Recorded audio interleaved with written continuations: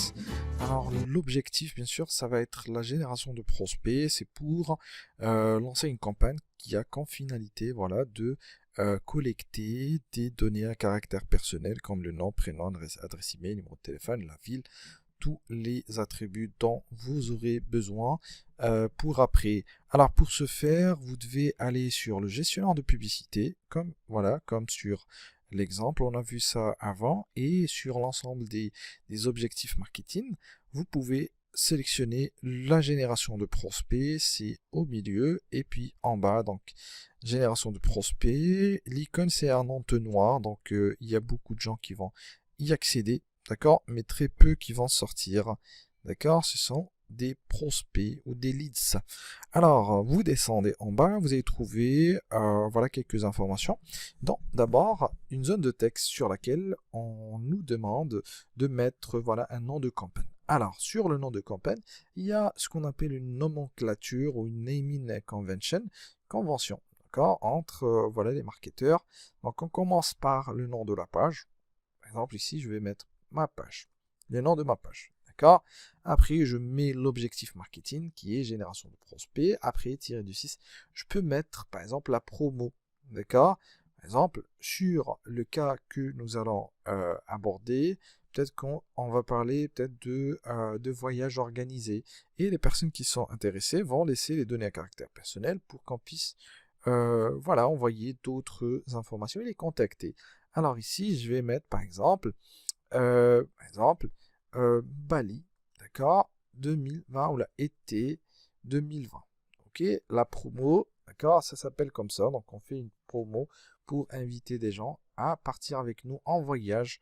Voilà, donc on a pris le cas d'une agence de voyage. Après, création de texte et A/B test, je pense sur la vidéo précédente, on a parlé des ensembles de publicités, etc. Et on a dit qu'il y a moyen de tester, par exemple, la responsivité ou les interactions ou les conversions de différentes audiences, par exemple une audience parisienne, une audience par exemple de londonnaise, etc.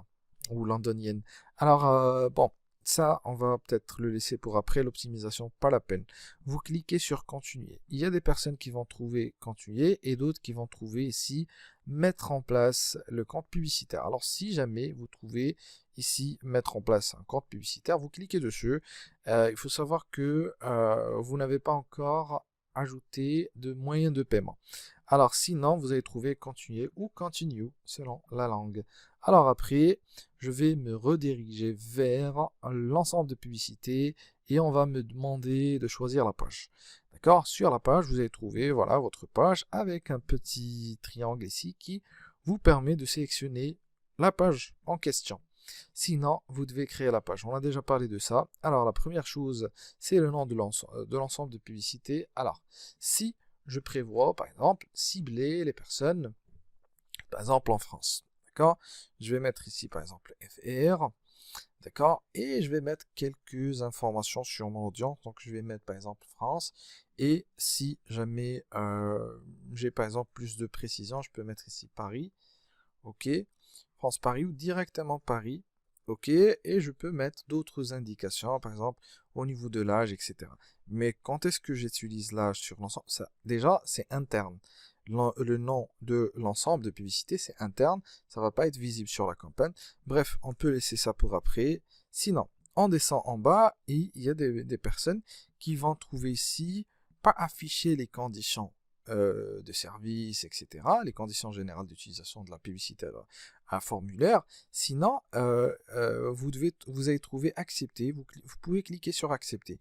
Sinon, vous n'allez pas avoir la possibilité de passer, par exemple, de cet endroit vers la publicité. Si vous n'acceptez pas les conditions générales voilà, de traitement, voilà, des données à caractère personnel, parce que vous allez générer des